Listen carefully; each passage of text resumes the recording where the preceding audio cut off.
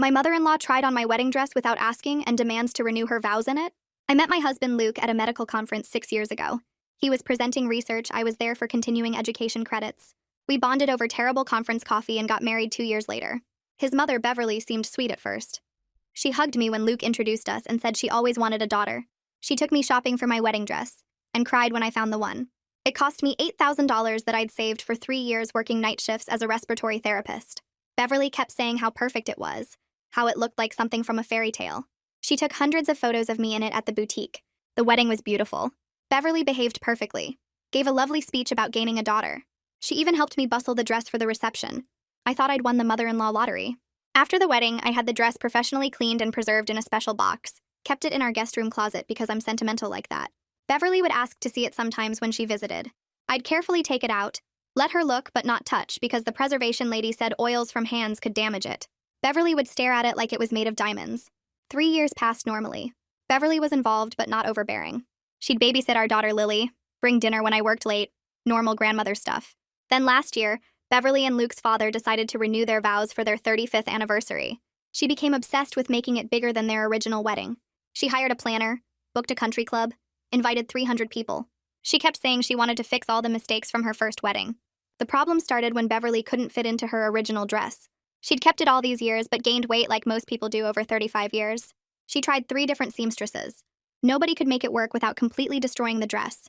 She went on a crash diet, lost 15 pounds, still couldn't zip it. She bought 4 different new dresses but returned them all. Nothing was right. Too modern, too simple, too flashy, wrong shade of white. She was having meltdowns daily, calling Luke crying about how the renewal was ruined. 2 weeks before the renewal, I came home from a 12-hour shift. Luke was at work, Lily was at daycare. I heard noise upstairs, which was weird. Found Beverly in my bedroom, wearing my wedding dress. She'd taken it out of the preservation box with her bare hands, didn't even wear the gloves that came with it. She was admiring herself in my full-length mirror, had even put on my veil and shoes. I just stood there in shock. She turned around and smiled like nothing was wrong, said she was just trying it on to see if it would work for her renewal, that we were basically the same size so it made sense, that the dress was just sitting there unused anyway. I told her to take it off immediately. She said I was being selfish, that it was just fabric, that family shares things. She actually used the words just fabric about my $8,000 dress that I'd worn exactly once on the most important day of my life. I said absolutely not. She could not wear my wedding dress to her renewal. Beverly's face changed completely. She said I owed her for accepting me into the family, that Luke could have married anyone but chose me, and she supported it. That lending her the dress was the least I could do. She started listing everything she'd ever done for us. Babysitting Lily, the birthday gifts, the time she brought soup when I had the flu. Like basic kindness was a debt I had to repay with my wedding dress. I pulled out my phone and called Luke, told him to come home immediately. Beverly stood there in my dress the entire 20 minutes it took him to arrive. She kept modeling it in the mirror, talking about what alterations she'd make, how she'd add sleeves, shorten the train, maybe dye it ivory since pure white was too bridal. She was planning to destroy my dress while wearing it. Luke walked in and his face went white. He told his mother to take off the dress now. Beverly started crying, saying we were ganging up on her, that she just wanted to feel special at her renewal. Luke said she could feel special in a different dress, the one that wasn't his wife's. Beverly took off the dress right there in our bedroom, down to her underwear, threw it on our bed, and stormed out. She called Luke that night, disinviting us from the renewal. Said we'd ruined her special day over a stupid dress. Luke said perfect. We didn't want to come anyway. But just when we thought everything was finally over, we came home one evening to find the door kicked in and the house torn apart. The worst part was realizing the thief didn't take random things. They took my wedding dress. I walked through the front door first and saw it right away. The guest room closet door hung open, the white preservation box nowhere in sight. My jewelry box sat untouched on the dresser, all my grandmother's rings still inside. Luke's watch collection remained in its case on his nightstand. The laptop sat on the desk, the TV mounted on the wall. But the spot where my wedding dress box always lived was completely empty. I sank down on the floor between our overturned chairs and scattered belongings, trying to make sense of someone breaking in just to take that one thing. Luke came home 20 minutes later and found me sitting there staring at nothing. He asked what happened, and I pointed at the empty closet space. His face went white. We both knew. The police were already on their way because our neighbor had called about the kicked-in door, but we already knew exactly who had done this. Detective Bianca Lowe showed up 40 minutes after the first patrol officers secured the scene. She was maybe 40, with her dark hair pulled back tight and sharp eyes that missed nothing.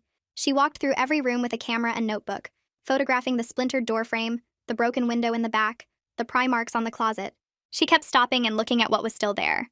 My diamond earrings from our anniversary, Luke's Rolex from his father, our daughter Lily's iPad on the coffee table. the flat-screen TV. She came back to the bedroom and asked if anything was actually missing. I told her just the wedding dress from that box that used to be right there. She wrote that down and looked up at me with this expression like she was trying to figure out if I was serious. Luke stepped closer and explained it was an $8,000 dress, professionally preserved, irreplaceable. Bianca asked if we had any idea who might want it specifically. Luke and I looked at each other for a long moment. Then I told her about his mother Beverly trying it on 2 days ago without permission and demanding to wear it to her vow renewal. Bianca sat down at our kitchen table and took detailed notes while I explained the whole thing. Beverly's obsession with finding the perfect dress for her renewal, her trying on mine in my bedroom while I was at work, the confrontation when Luke came home, how she'd stripped it off and thrown it on our bed before storming out, how she'd disinvited us from the renewal that night. Bianca wrote it all down and said the selective theft combined with the recent conflict made Beverly a clear person of interest. But she needed evidence before approaching her. She couldn't just show up and accuse someone's mother-in-law of burglary without proof. Luke pulled out his phone with shaking hands and called his dad William. He tried to sound casual, but his voice cracked when he asked if Beverly had brought home any large packages or boxes recently. We all sat there listening to the phone on speaker. William sounded confused and tired. He said Beverly had locked herself in the guest room 2 days ago and wouldn't come out or talk to him about the renewal anymore. He'd been sleeping in their bedroom alone and leaving food outside the guest room door. Luke asked if he could check the guest room for a large white box, maybe 2 feet by 3 feet. William went quiet for a second and then agreed, but asked what this was about. Luke said he'd explain everything, but please just check the room first. We heard William walking upstairs, his footsteps heavy on the wood floors. He knocked on the door and called Beverly's name. No answer. He knocked again. Still nothing. Then we heard a key in a lock and a door opening. William made this sharp, gasping sound that made my stomach drop. William's voice came back shaky and wrong. He said the wedding dress was hanging on the back of the guest room door in a garment bag. There was a tag attached to it from the country club where the vow renewal was supposed to happen. He kept asking what was going on. Why did Beverly have Kayla's dress? How did it get there? Luke told him to leave everything exactly where it was, and not to touch anything because the police were coming. We heard William sink down onto something. Maybe the bed, and his breathing got loud through the phone. He asked if Beverly had stolen the dress. Luke said yes. She'd broken into our house and taken it. William went completely silent for almost a minute. Then he said he needed to sit down even though he already was sitting. Beverly's voice came through the phone in the background. We heard the front door open and her calling out to William. William stood up and we heard him walking, his phone still connected. He said out loud that the dress was hanging right there. What had she done? Beverly's voice got closer and immediately defensive. She said she was just borrowing it. She'd planned to return it after the renewal. It wasn't a big deal. William's voice got loud in a way Luke said he'd never heard before. He told Beverly that she'd broken into their son's house and stolen from their daughter-in-law. Beverly's pitch went up and shrill. She insisted she had a right to the dress after everything she'd done for us. All the babysitting and the gifts and the support. William told her the police were coming because what she did was a crime. Beverly started yelling that we were being dramatic and cruel, that family shares things, that the dress was just sitting there unused anyway. Bianca called for another officer and they left for Beverly and William's house while Luke and I stayed home like she'd asked. I sat on the couch with Luke holding my hand. His palm was sweaty and cold. His face had gone pale and drawn, all the color drained out. He kept saying he was sorry over and over. I told him this wasn't his fault, but he just shook his head and stared at the wall. We waited like that for an hour, not talking, barely moving. My phone buzzed with a text from Lily's daycare asking about pickup, and I realized we'd forgotten our daughter in all this chaos. Luke went to get her while I waited. Bianca called right after he left. She said they'd recovered the dress and arrested Beverly for burglary, criminal mischief, and theft. Beverly was processed at the station. I could pick up the dress after they finished documenting it as evidence. 3 days later, I walked into the police evidence room to retrieve my dress. The preservation box sat on a metal table, crushed and torn on one side. They'd photographed everything from multiple angles, tagged it all with evidence markers. I opened what was left of the box with gloves they gave me. The dress looked wrong immediately. There were visible handprints on the bodice, dark smudges that looked like makeup. The hem had dirt ground into the beading from being dragged across floors. The veil had a tear in it. I took pictures of everything on my phone before carefully folding it all back up. The preservation specialist I called that afternoon said the damage would cost at least $3,000 to properly clean and repair. She said some of the staining might be permanent depending on what the makeup was made of. The dirt might come out, but the beading was definitely scratched. She asked what had happened to it, and I told her my mother-in-law had stolen it to wear to her vow renewal. William called Luke that night crying so hard we could barely understand him. He kept apologizing and saying he had no idea Beverly was capable of something like this. He said he'd canceled the vow renewal completely, and put down payments were just gone, but he didn't care. He was staying at a hotel because he couldn't even look at Beverly right now. Luke tried to comfort his dad while also making it very clear that we were pressing charges and wouldn't be dropping them no matter who asked. William said he understood, and that he supported us completely. He said Beverly needed to face real consequences for once in her life. Luke asked what he meant by that. and William said there had been other incidents over the years, smaller things, but he'd always made excuses for her behavior. Not anymore. Beverly's lawyer called Bianca 2 days after that, trying to arrange a meeting with us. Bianca called to ask if we wanted to hear what they had to say. The lawyer got on the phone and suggested we were overreacting to what she called a family misunderstanding. She said Beverly was sorry and willing to pay for any damage to the dress. I told the lawyer through Bianca that breaking into our home, kicking in our door, terrifying our family, and stealing my property wasn't a misunderstanding. It was a crime. The lawyer's voice got colder and said that family court proceedings would be ugly and public, that our dirty laundry would be aired in front of everyone we knew, that Beverly's entire family would testify about what good people they were. I said I didn't care who testified or what they said. Beverly had committed burglary, and she was going to face the legal consequences. The lawyer said we'd regret taking this path and hung up. The phone started ringing within an hour. Luke's aunt was first, leaving a long voicemail about how Beverly clearly needed mental health help instead of criminal charges. She kept saying family should support family through crisis, that we were being cruel and vindictive. Then Luke's cousin called saying his mom was beside herself, that Beverly had always been so good to everyone and didn't deserve this. I listened to Luke take call after call, his face getting more tired with each one. Some relatives supported us completely, saying what Beverly did was wrong no matter what. Others acted like we were destroying the family over a stupid dress. Luke's uncle actually said those words, stupid dress, like the $8,000 and 3 years of savings meant nothing. I took the phone when Luke looked ready to throw it and told his uncle that mental health issues don't excuse breaking into someone's home and stealing their property. That if Beverly was having a crisis, she should have gotten help instead of committing crimes. He hung up on me. Luke sat on the couch with his head in his hands while I blocked 6 more family members who wouldn't stop calling. The next morning, Harold Whitney from our insurance company showed up with a clipboard and camera. He was maybe 60 with gray hair and kind eyes, and he spent 2 hours going through everything.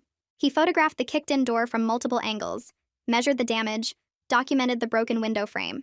In our bedroom, he looked at the closet where the preservation box had been stored, took notes about the pry marks on the door.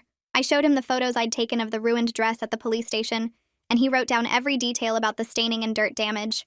He explained our homeowner's policy would cover the door repair, window replacement, and closet damage completely. The dress was covered up to $8,000 with proper documentation, which I had from the original purchase and the preservation service. He said the claim would take 3 or 4 weeks to process, but everything looked straightforward. At least we wouldn't be broke on top of everything else. That afternoon, Lily came home from daycare and asked why Grandma Beverly couldn't visit anymore. My stomach dropped because we'd been avoiding this conversation, hoping she wouldn't notice yet. Luke picked her up and sat her on his lap, and I sat next to them trying to figure out what to say. We told her that Grandma Beverly made some bad choices that broke our trust and hurt our family. That sometimes when people make really bad choices, they can't be part of our lives anymore, even if we love them. Lily's face crumpled, and she asked if Grandma Beverly didn't love us anymore. Luke's voice cracked when he said that wasn't it, that Grandma Beverly loves us but made choices that weren't safe for our family. Lily started crying, asking why Grandma couldn't just say sorry and fix it like she has to do at the school when she makes mistakes. I tried to explain that some mistakes are too big to fix with just sorry, that adults have harder consequences than kids do. She didn't understand, and honestly, I barely understood it myself. Luke held her while she cried, and I watched tears run down his face too. He kept stroking her hair and promising that Grandpa William still loved her and would visit lots. The arraignment happened 3 days later at the county courthouse. We sat in the gallery while Beverly was brought in wearing an orange jumpsuit, her hands in cuffs. She looked terrible, hair unwashed and face puffy from crying. Her lawyer stood next to her while the judge read the charges: burglary in the 2nd degree, criminal mischief, theft of property over $5,000.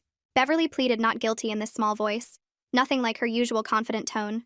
Her lawyer argued that this was a family dispute being criminalized, that Beverly had previous access to our home and believed she had permission to take the dress. He kept emphasizing the family relationship like that made breaking and entering okay. The prosecutor shut that down fast, pointing out the forced entry, the stolen property, and Beverly's own text messages planning the break-in. The judge looked unimpressed with the family dispute argument. She set bail at $10,000 and scheduled the preliminary hearing for 2 weeks out. We waited to see if William would post bail. He didn't. Beverly was led back out still in cuffs, and she looked at Luke with this pleading expression that made my skin crawl. Luke just stared straight ahead until she was gone. William called that night and asked to meet us for coffee the next morning. He looked awful when we sat down, like he'd aged 10 years in 2 weeks. His eyes were red and he had this defeated slump to his shoulders. He ordered coffee but didn't drink it, just wrapped his hands around the cup and stared at the table. Then he said he was filing for divorce, that this whole situation had forced him to see patterns he'd been ignoring for decades. Beverly's entitlement, her manipulation, the way she kept score of every kind thing she did like people owed her for basic decency. He said the dress incident was just the final straw in 35 years of controlling behavior. Luke looked devastated, asking if there was any way to work through it. William shook his head and said he was done making excuses for Beverly's choices, that he'd enabled her for too long and watching her break into our home and traumatize our family was the wake-up call he needed. He apologized for not standing up to her sooner, for all the times he'd smoothed things over instead of holding her accountable. Luke cried and William cried, and I sat there feeling guilty that our situation was ending their marriage, even though I knew it wasn't really our fault. My first appointment with Sally Randolph happened that same week. She was recommended by a coworker who'd seen a trauma therapist after a car accident. Sally's office was calm and comfortable, lots of soft lighting and plants. She let me talk for the whole first session, just processing everything that had happened. I told her about trusting Beverly completely, welcoming her into my life and my home, treating her like the mother I'd always wanted. And she repaid that trust by literally breaking down my door and stealing something precious to me. Sally said the violation feels deeper when it's family, because the betrayal is layered. It's not just the crime itself, but the shattering of trust and safety with someone who was supposed to love and protect you.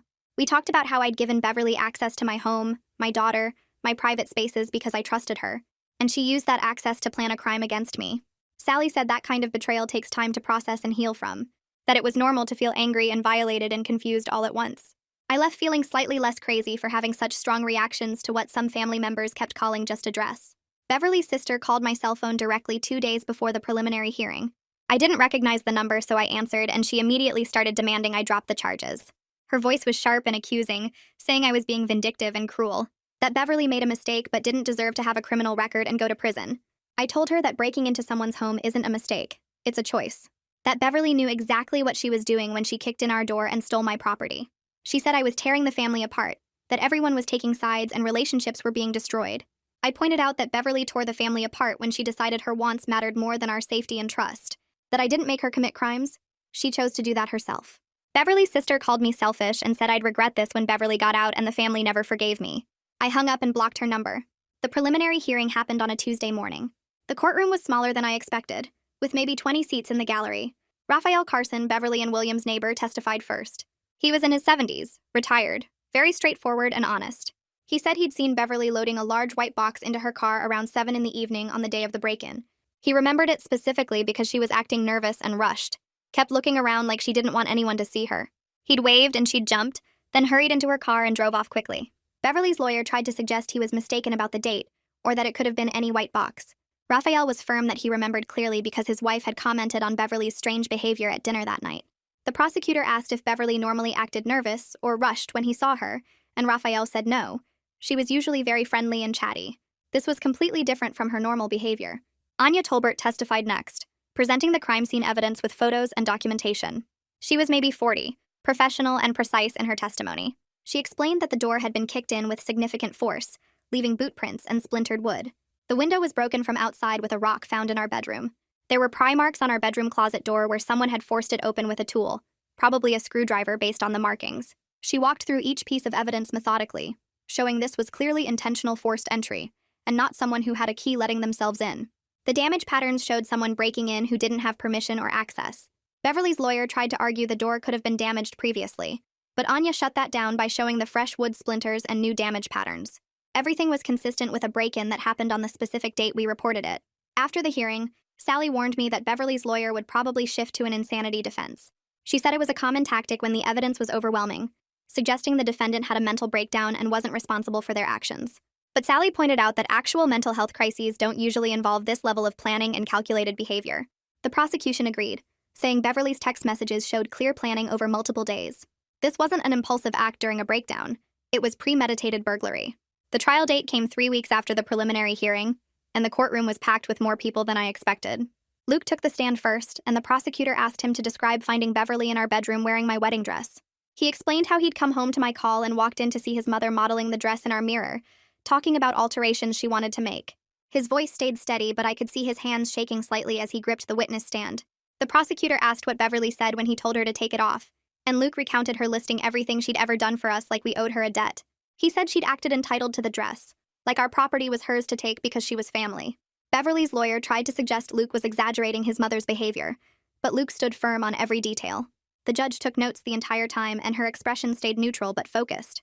When the prosecutor asked if Beverly had ever returned our house key after that incident, Luke said no.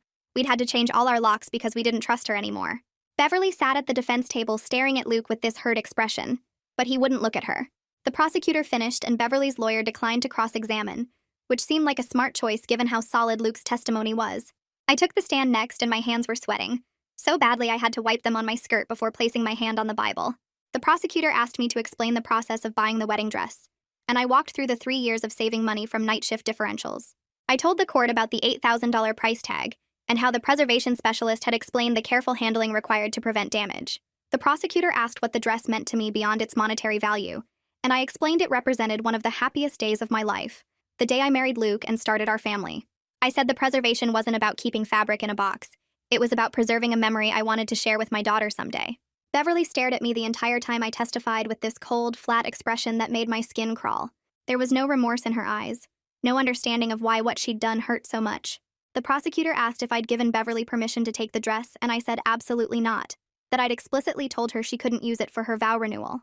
Beverly's lawyer asked me if I'd ever considered lending the dress to family members, and I said no, because it was preserved and meant to stay that way. He asked if I thought I was being selfish by refusing to share, and I said no. I thought I was protecting my property and my memories. The judge thanked me and I stepped down, my legs shaky from adrenaline. The prosecution called their technology expert next, a woman who'd analyzed Beverly's phone records under warrant. She presented text messages Beverly had sent to herself in the days before the break-in, apparently using her notes app to plan. The messages showed searches for locksmiths in our area, screenshots of our work schedules she'd found on social media, and a mapped route from her house to ours with estimated drive times.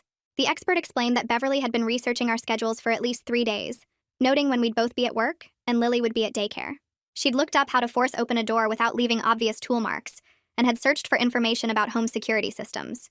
The prosecutor asked if this showed planning and intent, and the expert said yes, this was clearly premeditated activity, not an impulsive decision. Beverly's lawyer tried to suggest these were innocent searches. Maybe Beverly was concerned about our home security, but the expert pointed out the timing immediately before the break-in made that unlikely. The judge allowed the text messages and search history into evidence over the defense's objection.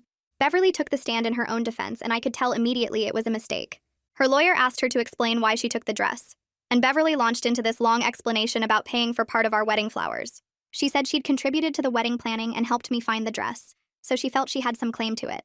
The prosecutor objected to relevance and the judge sustained it, telling Beverly to answer the specific question. Beverly said she took the dress because she needed it for her vow renewal, and I was being unreasonable by refusing to share. She actually said the words, "I have more right to that dress than she does because I'm the mother of the groom, and she's just the bride." The courtroom went completely silent and I saw the judge's eyebrows go up. Beverly's lawyer looked like he wanted to disappear into the floor. The prosecutor asked if Beverly understood that breaking into our home was illegal regardless of her feelings about the dress, and Beverly said she didn't think of it as breaking in because she was family. She said family members should have access to each other's homes and property, that we were wrong to change the locks and shut her out. The judge's expression made clear this testimony was going very badly for Beverly. Beverly's lawyer tried to salvage things by asking about her emotional state during the vow renewal planning. Beverly immediately started crying, talking about how she'd felt old and invisible, how the renewal was supposed to be her chance to feel special and beautiful again. She said she'd been desperate and not thinking clearly, that the stress of planning had overwhelmed her. It was a calculated performance, and I could see she'd practiced this part with her lawyer. She dabbed at her eyes with a tissue and talked about feeling like her youth was gone, like this was her last chance to have the perfect wedding day she'd missed the first time. The prosecutor objected to the relevance of Beverly's feelings to the criminal charges, and the judge sustained it again. Beverly's lawyer asked if she regretted her actions, and Beverly said she regretted that we'd overreacted and refused to understand her needs. Not that she regretted breaking into our home or stealing my property, but that we'd made such a big deal about it. The judge's face showed exactly what she thought of that answer. The judge called a 15-minute recess, and when she returned, her decision was ready. She said she'd considered all the evidence and testimony carefully, and she found Beverly guilty of burglary in the second degree, criminal mischief, and theft. She rejected the mental health defense entirely, stating that Beverly's actions showed clear planning and intent over multiple days. The judge said that family relationships don't grant permission to break into homes and steal property, and that Beverly's sense of entitlement didn't excuse criminal behavior. She noted that Beverly had shown no genuine remorse, only anger at being held accountable. Beverly's face went white, and her lawyer immediately stood to request a sentencing hearing. The judge scheduled sentencing for 3 weeks later and set a higher bail amount, which Beverly's lawyer said they'd need time to arrange. Court was adjourned, and Beverly was let out by the bailiff, still looking shocked that she'd actually been found guilty. Luke and I met William in the hallway outside the courtroom, and he looked exhausted. He pulled Luke aside and said quietly that he wouldn't be helping with appeal costs, that Beverly needed to face real consequences for once in her life. Luke's relief was visible, his shoulders dropping like a weight had been lifted. William said he was done enabling Beverly's behavior and making excuses for her actions. He'd already filed for divorce and was moving forward with his life without her. The three of us went to get coffee, and William apologized again for not seeing Beverly's patterns sooner, for not standing up to her before things got this bad. Luke told his dad it wasn't his fault, that Beverly had been good at hiding her worst behavior and manipulating situations. The 3 weeks before sentencing were tense and exhausting. Beverly's sister called me 6 times before I blocked her number, leaving voicemails about forgiveness and family unity. Beverly's brother sent a long email about how we were destroying the family over a material possession, completely missing the point about the break-in and violation. Luke's cousin tried the angry approach, texting that we'd ruined Beverly's life and we'd regret this when she got out of prison. We blocked numbers systematically, refusing to engage with anyone who couldn't respect our boundaries. Some family members sent letters to our house, which we threw away without reading. The manipulation attempts were constant and exhausting, but we stayed firm.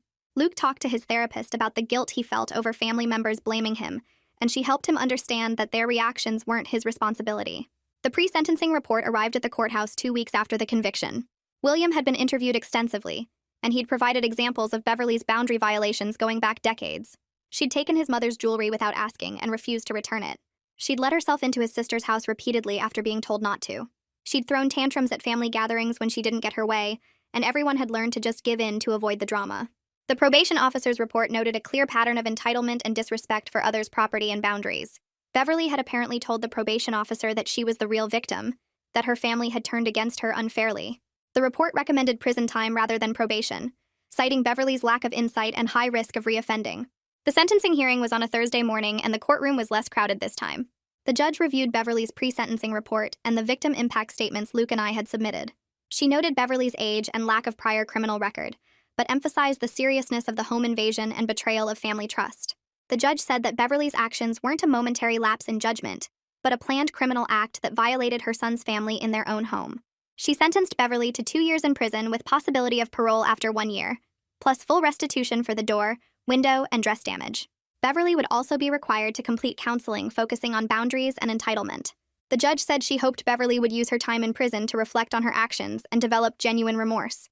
Beverly's face went completely white and she started screaming that this was unfair, that we'd destroyed her life over a stupid dress. She yelled that she'd given us everything and we'd repaid her with betrayal. The bailiff had to physically restrain her as she continued screaming about the injustice. Beverly's lawyer tried to calm her down, but she was beyond reason, still yelling as she was led out of the courtroom. Luke sat next to me with tears running down his face, watching his mother be taken away to prison. The bailiff grabbed Beverly's arm as she continued screaming about injustice and betrayal. She twisted around trying to look back at us, her face red and furious, yelling that we'd pay for this someday. The courtroom doors closed behind her, and the sound of her voice finally faded. Luke collapsed into the bench behind us, his whole body shaking with sobs. I sat next to him and put my arm around his shoulders while he cried into his hands. William came over and sat on Luke's other side, pulling his son into a hug. He told Luke he was sorry it came to this, that he never imagined Beverly would take things this far. William said maybe prison would finally make Beverly understand that actions have consequences, though his voice sounded doubtful. We sat there for 20 minutes while Luke pulled himself together, other people from the courtroom walking past us to their own cases. The prosecutor stopped by and told us the restitution paperwork would be processed within a few weeks. She said we did the right thing by not backing down, that people like Beverly need firm boundaries or they never stop. Luke nodded but couldn't speak yet, his face still wet with tears. We finally left the courthouse and drove home in silence, Luke staring out the window the whole way. That night, he barely ate dinner and went to bed early, exhausted from the emotional weight of watching his mother go to prison. 2 weeks later, a check from our insurance company arrived in the mail for $8,000, plus the cost of the damaged door and window. I called the wedding dress preservation specialist who'd done the original work and explained what happened. She gave me the name of someone who specialized in restoring damaged gowns, a woman who worked out of her home studio across town. I made an appointment and brought the dress in its ruined state, the makeup stains visible on the white fabric and dirt ground into the hem. The specialist examined it carefully under special lighting, pointing out where Beverly's hands had left oil marks on the delicate beading. She said she could remove most of the stains using techniques designed for antique textiles and repair the torn hem with nearly invisible stitching. The work would take 6 weeks and cost $3,000, but she was confident she could restore it to near original condition. I authorized the work and left the dress with her, feeling strange about letting it out of my sight again after everything that happened. The specialist called me every 2 weeks with updates on the restoration progress. She'd successfully removed the makeup stains and most of the oil marks, though some faint discoloration remained visible up close. The hem repair was going well, and would be completely invisible from normal viewing distance. When I picked up the dress 8 weeks later, it looked almost like it had before Beverly touched it. Almost. but not quite. The faint marks reminded me that nothing about my wedding day felt pure anymore. The memories now tied to betrayal and criminal charges and family destruction. I started seeing Sally twice a week instead of once because the feelings about Beverly going to prison were more complicated than I expected. Part of me felt guilty watching Luke suffer over losing his mother, even though I knew she brought this on herself. Part of me felt angry that Beverly's actions forced us into a position where prison was the only option. Sally helped me work through the guilt by reminding me that I didn't put Beverly in prison. Beverly put herself there by breaking into our home. She pointed out that feeling bad for the consequences someone faces doesn't mean you were wrong to hold them accountable. We talked about how I can't control Beverly's choices, only my own responses, and that setting firm boundaries was necessary for my family's safety. Sally asked how I felt about Beverly being locked up, and I admitted it felt safer knowing she couldn't show up at our house. That safety felt wrong to admit out loud, like I was a bad person for being relieved my mother-in-law was in prison. Sally said that was a normal response to someone who'd violated my home and trust so completely. She helped me understand that I could feel sad about the situation while still knowing it was the right outcome. The guilt didn't disappear, but it became more manageable, something I could acknowledge without letting it control my decisions. Luke started his own therapy 3 weeks after the sentencing because he was struggling to function at work. His therapist was a man who specialized in family trauma and helping people process complicated grief. Luke told me after his first session that talking about his mother felt like betraying her, even though she'd committed a crime against us. He struggled with guilt about testifying against Beverly at trial, wondering if there was something he could have done differently to prevent all this. His therapist helped him understand that Beverly's behavior patterns were established long before the dress incident, going back to his childhood. Luke started recognizing ways his mother had manipulated him over the years, making him responsible for managing her emotions and meeting her needs. The therapist pointed out that protecting his wife and daughter was the right choice, that Luke had to choose between enabling his mother's behavior or setting boundaries. Luke came home from therapy sessions looking exhausted but lighter somehow, like he was putting down weight he'd been carrying for years. He told me one night that he wished he'd stood up to his mother sooner, before it got to the point of criminal charges. I reminded him that he couldn't have known how far Beverly would go, that none of us saw the break-in coming. Lily adjusted to Beverly's absence more easily than we expected, which made me sad about what that said about their relationship. She asked where Grandma Beverly was a few times in the first month, and we told her Grandma had to go away for a while because she made bad choices. Lily accepted this explanation and went back to playing with her toys, not asking follow-up questions. She mentioned Beverly occasionally over the next few months, but didn't seem to miss the visits much. I realized that Beverly's time with Lily had always been more about Beverly's needs than Lily's, more about being seen as a devoted grandmother than actually connecting with her granddaughter. William started coming over every weekend to spend time with Lily, taking her to the park and helping with bedtime stories. He was patient and attentive in ways Beverly never had been, actually listening when Lily talked instead of redirecting conversations to himself. Lily started calling him Grandpa and asking when he was coming over next, clearly enjoying the attention. William brought age-appropriate books and toys instead of Beverly's expensive gifts that were more about impressing us than pleasing Lily. The relationship between William and our family grew healthier and more genuine without Beverly's manipulation in the middle. Luke commented one night that his dad was finally the grandfather he'd always hoped Lily would have. 3 months after Beverly's sentencing, a letter arrived with a return address from the Women's Correctional Facility. I stared at it for a full minute before opening it, not sure I wanted to read whatever was inside. The letter was 2 pages long in Beverly's handwriting, apparently written at the encouragement of her prison counselor. Most of it was justifications about how the vow renewal stress had overwhelmed her, and how she'd always been there for us when we needed help. She listed examples of times she'd babysat Lily or brought us dinner, like we owed her unlimited access to our belongings in exchange for basic family kindness. Near the end was one sentence about being sorry we felt hurt by her actions, not sorry for the actions themselves. There was no acknowledgement that breaking into our home was wrong, no understanding of why having family violate our space was so traumatic. The letter ended with Beverly saying she hoped we'd visit her soon so we could work things out as a family. I read it twice looking for any sign of genuine remorse or insight into what she'd done wrong. Nothing. Just self-pity and manipulation wrapped in therapy language. I walked to the kitchen and threw the letter in the trash without responding, not willing to engage with Beverly's continued refusal to take responsibility. Luke asked what was in the letter, and I told him it was more of the same justifications and victim mentality. He nodded and said he wasn't surprised, that his mother had never apologized for anything in his entire life, without adding qualifiers about how she'd been provoked or misunderstood. 6 months after Beverly's sentencing, William's divorce was finalized. He came over to tell us in person, looking both sad and relieved. The divorce had gone through relatively quickly since Beverly was in prison, and couldn't drag out the proceedings. William split their assets according to state law, but made clear he wanted nothing to do with Beverly after her release. He told Luke that he'd wasted 35 years on someone who only cared about herself, and he wasn't wasting whatever time he had left. Luke asked if his dad was okay, and William said he was better than he'd been in decades. that living without Beverly's constant demands and drama felt like breathing fresh air. William had moved into a smaller house closer to us, and was dating a woman named Margaret he'd met through a hiking group. He seemed younger somehow, less worn down, finally able to make choices based on what he wanted instead of what would keep Beverly calm. William said he felt guilty about not leaving Beverly years ago, that maybe if he'd stood up to her sooner she wouldn't have escalated to criminal behavior. Luke and I both told him that Beverly's choices were her own, that staying in a marriage doesn't make you responsible for your spouse breaking the law. William nodded, but I could tell he was still processing decades of enabling behavior and wondering what his life might have looked like if he'd set boundaries earlier.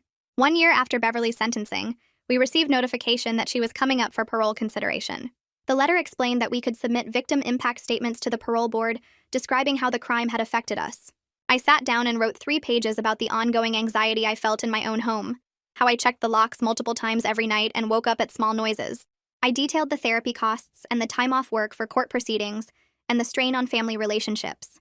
I explained that the dress restoration had removed most visible damage, but couldn't erase the violation of having someone break into my home and steal something irreplaceable. Luke wrote his own statement about the pain of watching his mother choose her desires over her son's family, and feeling forced to choose between his wife and his mother. He described the guilt he carried about testifying against Beverly and the therapy he needed to process losing his mother to her own criminal behavior. He wrote about explaining to his daughter why her grandmother couldn't visit anymore, and the complicated grief of mourning someone who was still alive, but had destroyed the relationship through her own actions. We submitted both statements to the parole board, along with letters from Sally and Luke's therapist, describing the ongoing impact of Beverly's crime. The parole hearing was scheduled for 3 weeks later, but we weren't required to attend, just notified of the outcome. The parole board's decision came in the mail 2 weeks after the hearing. Beverly's request for early release was denied. The letter explained that the board considered her lack of genuine remorse and her failure to take responsibility in her prison counseling sessions. Her counselor's report apparently noted that Beverly still believed she was justified in taking the dress, and that we had overreacted by pressing charges. The report described Beverly as resistant to examining her behavior patterns and unwilling to acknowledge how her actions had harmed others. The parole board determined she posed a risk of reoffending if released early, and would serve her full 2-year sentence. After release, she'd be on strict probation with conditions including no contact with our family and mandatory continued counseling. I felt relieved reading the decision, grateful for more time before having to worry about Beverly being free in the world again. Luke read the letter and said his mother was wasting her time in prison by refusing to do the work of understanding why she was there. He said Beverly would probably leave prison in a year still believing she was the victim, still entitled to whatever she wanted regardless of who it hurt. We decided to move to a new house in a different neighborhood 2 months after the parole denial. The break-in had left our home feeling tainted somehow, the memories of finding everything ransacked too strong to fully overcome. We found a place 15 minutes away with a bigger backyard and better security system, cameras covering all the entrances and motion sensor lights around the perimeter. Lily was excited about the bigger yard and the playground equipment the previous owners had left behind. Luke and I walked through the new house during the final inspection, and I felt something loosen in my chest, a tension I'd been carrying since the day I found Beverly wearing my dress. The new place felt like a fresh start without erasing what we'd been through, a chance to build new memories that weren't connected to betrayal and violation. We moved in over a weekend with help from William and some friends from work.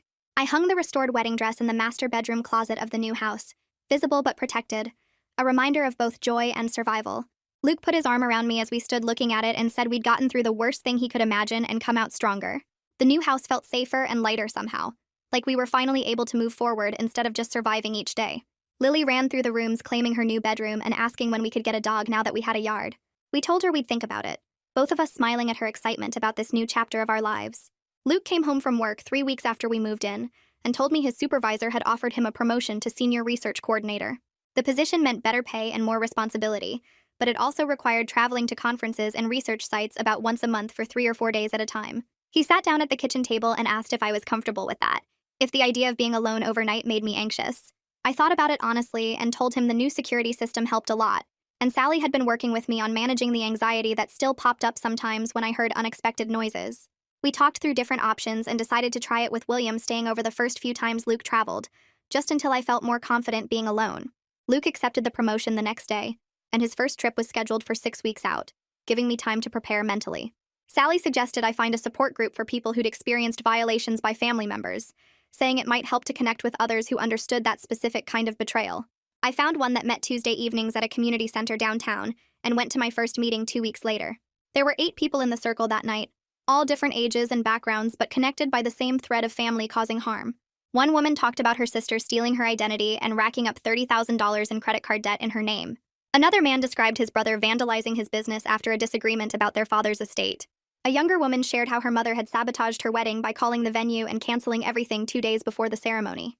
We all sat there sharing these stories of people who were supposed to love us choosing to hurt us instead, and nobody tried to push forgiveness or suggest we should give them another chance.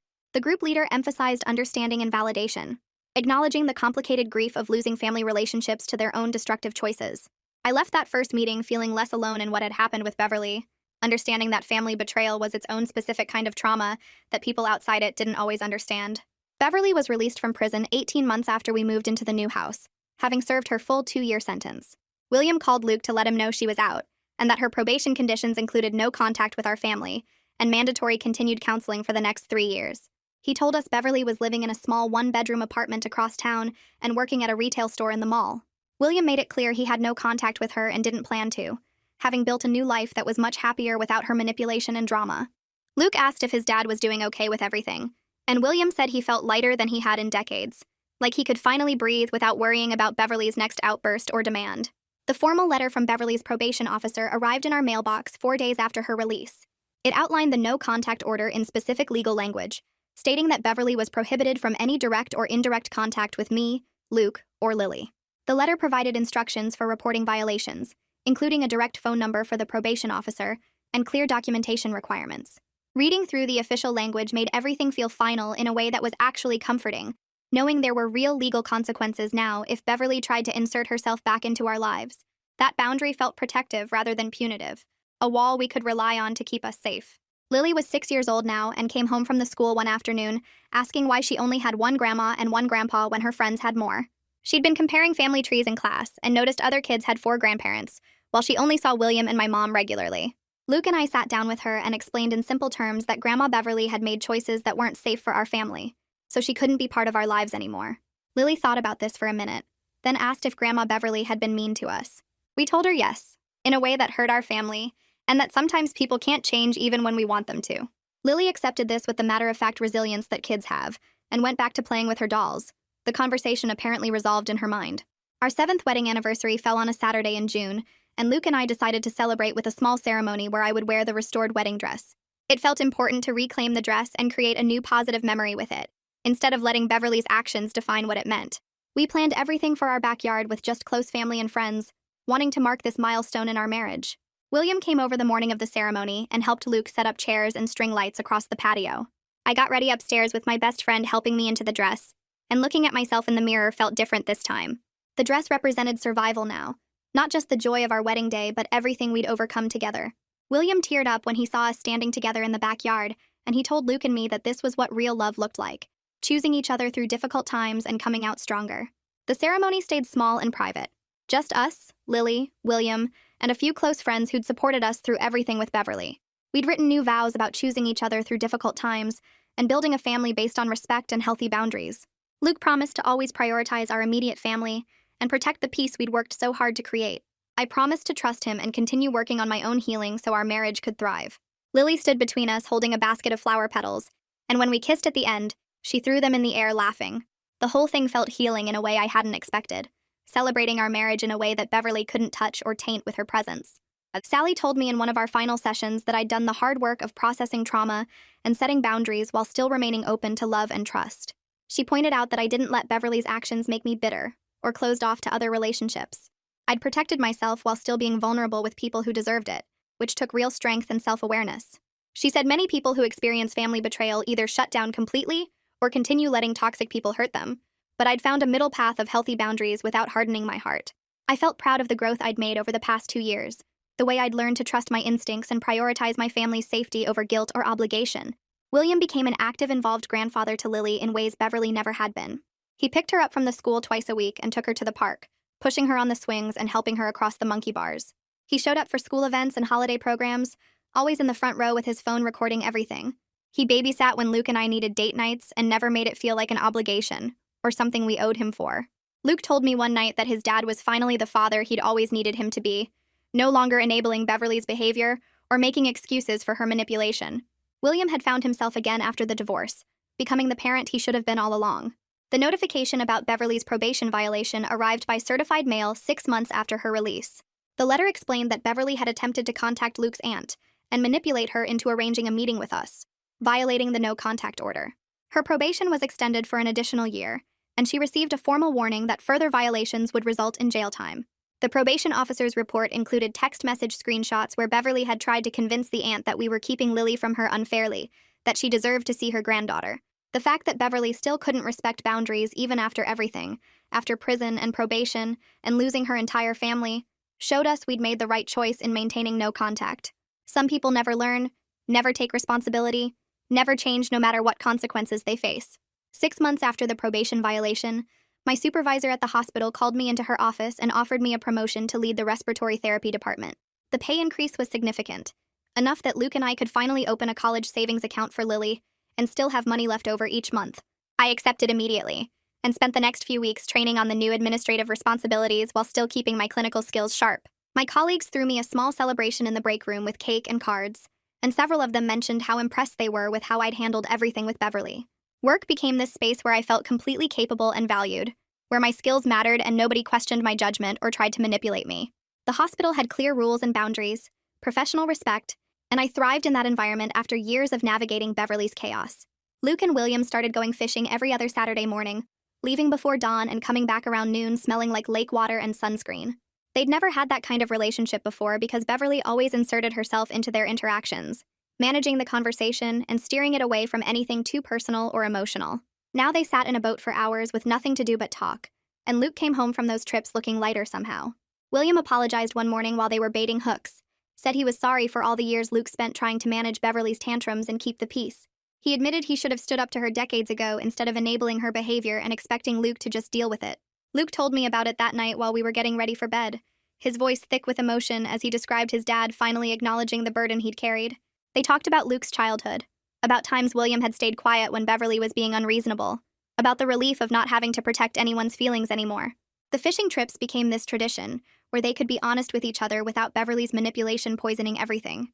2 years after Beverly got out of prison, Luke's aunt mentioned during a phone call that she'd run into Beverly at a grocery store. Beverly was still working at the same retail job, still living alone in her small apartment across town, and apparently told the aunt that she was the real victim in all this. According to Beverly's version of events, I was a vindictive daughter-in-law who'd turned her son against her over a misunderstanding, and the criminal charges were just my way of punishing her for being too involved in Luke's life. The aunt seemed uncomfortable relaying this information, like she wasn't sure if she should tell us or not. Luke thanked her for letting us know and said we weren't interested in correcting Beverly's narrative or engaging with it in any way. We'd learned that some people will never take responsibility for their actions, will always find a way to paint themselves as the victim no matter how much evidence exists to the contrary. Beverly could tell whatever story she wanted to tell. We weren't going to waste energy fighting it. Lily started 2nd grade and came home one afternoon with a family tree assignment, excited to fill in all the names and draw pictures. We sat at the kitchen table with her that evening helping her map out the branches, and she asked why we weren't including Grandma Beverly, like some of her friends included all their grandparents. Luke and I exchanged a glance, and then I explained gently that some family members aren't part of our lives because they made choices that weren't safe for us. We helped her create a tree that had William prominently featured with multiple branches showing their relationship, and we added a simple note at the bottom that said some relatives aren't included because families come in different shapes. Lily accepted this explanation the way kids do, with straightforward logic that didn't require all the complicated adult emotions behind it. Her teacher called me a few days later to say she'd handled the assignment sensitively and understood that modern families don't always include every biological relative. She mentioned that several kids in the class had similar situations and that Lily shouldn't feel different or strange about it. Luke had to travel to a conference in another state for 3 days, and for the first time since the break-in, I felt completely okay being home alone overnight. The anxiety that used to spike every time I heard a noise after dark had faded over the months of therapy and healing, replaced by confidence in our security system and my own ability to handle whatever came up. I went through my normal evening routine, put Lily to bed, watched some television, and went to sleep without that familiar knot of fear in my stomach. Sally had been right during one of our last sessions when she said trauma doesn't have to define you forever if you do the work to process it. I'd done that work, faced the fear, learned to trust my instincts again, and now I could be alone in my own home without feeling like I was waiting for something terrible to happen. Luke called before bed each night he was gone, and I could honestly tell him I was fine, that I wasn't just saying it to make him feel better about traveling. We hosted Thanksgiving at our house that year with William and my parents and my sister's family, creating new traditions that didn't include Beverly's drama or manipulation. William arrived early to help Luke set up extra tables in the dining room, while I worked on the turkey, and my mom brought her famous sweet potato casserole that Lily loved. The day felt relaxed and warm, full of genuine conversation and laughter, without anyone walking on eggshells or managing someone's mood. We ate too much food, played board games with the kids, watched football in the living room, and nobody threw a tantrum or made everything about themselves. I realized while cleaning up that evening that this was what family gatherings were supposed to feel like, people enjoying each other's company without constant tension or the threat of an explosion. My sister pulled me aside while we were washing dishes and said she was proud of how I'd handled everything with Beverly, that setting those boundaries had been the right choice even though it was hard. Luke and I were lying in bed one night a few weeks later when he said something that caught me off guard. He told me he was actually grateful the situation with Beverly had happened before Lily was old enough to form strong memories of her, that watching his mother's entitlement and manipulation as an adult had made him recognize patterns from his childhood that he'd always thought were normal. He described growing up thinking it was his job to manage his mother's emotions, to keep her happy and prevent her meltdowns, and how exhausting that had been. Now he could see it clearly for what it was: emotional manipulation and boundary violations that he'd been trained to accept. He said he was committed to breaking those patterns with Lily, to raising her with healthy boundaries and teaching her that she didn't owe anyone access to her life just because they were related. We talked for over an hour about the kind of parents we wanted to be, the lessons we wanted to teach Lily about respect and consent, and standing up for herself. William started dating a woman named Margaret about 8 months after his divorce was finalized, and he brought her to meet us on a Sunday afternoon. She was kind and warm without being pushy, asked questions about our lives, and actually listened to the answers and treated everyone with genuine respect. The contrast to Beverly's manipulation was so stark it was almost funny, watching someone interact with us like normal people instead of chess pieces to be moved around. Margaret brought homemade cookies for Lily, and didn't make a big production out of it, just handed them over with a smile, and then got interested in the puzzle Lily was working on. Lily took to her immediately, showing her the playhouse in the backyard and chattering about school and her friends. Luke and I watched them together and felt relieved that William had found someone who appreciated him without trying to control every aspect of his life. Margaret knew about Beverly and the situation, but didn't pry or ask invasive questions, just acknowledged that families could be complicated and left it at that. I took the restored wedding dress out of storage one Saturday morning while Luke was at the hardware store and Lily was at a friend's house. I carefully removed it from the preservation box and held it up to the light, examining the faint stains that were barely visible unless you knew exactly where to look. The dress still took my breath away with its detailed beadwork and flowing train, but I could look at it now without that sharp pain of violation I used to feel. It had become something different over the past few years, not just a symbol of my wedding day, but also a reminder of everything we'd survived and overcome. Sally would be proud of how far I'd come in reframing the narrative, in taking back ownership of my own story and my own possessions. The dress was mine. It represented my marriage and my strength, and Beverly's actions couldn't take that away from me permanently.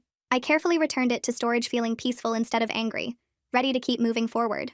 Beverly's probation officer sent us a certified letter 3 years after her original sentencing, informing us that her probation period had officially ended and the no-contact order was no longer legally enforceable. Our lawyer called the same day the letter arrived and advised us that we should maintain our boundaries regardless of the legal status, and that we should document any contact attempts Beverly might make.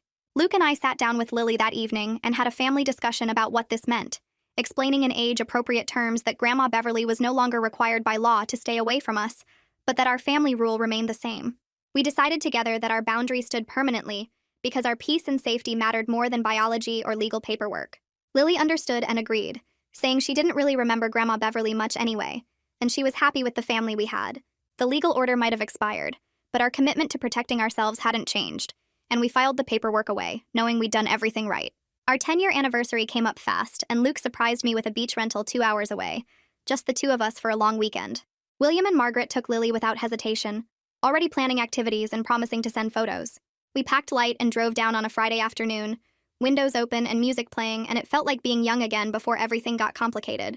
The beach house was small but right on the water, and we spent the first evening walking barefoot in the sand, talking about everything we'd been through. Luke stopped at one point and looked at me with this serious expression and said he was grateful every single day that I was his partner, that most marriages wouldn't have survived what Beverly put us through. I squeezed his hand and told him we survived because we chose each other first, always, and that was never going to change. We stayed up late that night on the porch listening to waves and making plans for the future, real plans about Lily's education, and maybe getting a dog and taking more trips like this one. The weekend recharged something in both of us, reminded us that we'd built something strong enough to weather any storm Beverly had thrown at us. 2 weeks after we got back, I was shopping for groceries after work when I saw a woman staring at me from the produce section. She looked familiar, but I couldn't place her until she walked over and introduced herself as one of Beverly's old friends from before everything happened. She did this awkward dance around actually saying anything direct, talking about how time changes people and everyone makes mistakes, and how lonely it must be to lose your whole family over misunderstandings. I let her finish, then said very clearly that Beverly's feelings weren't my responsibility, and I hoped she found peace, but it wouldn't be with my family.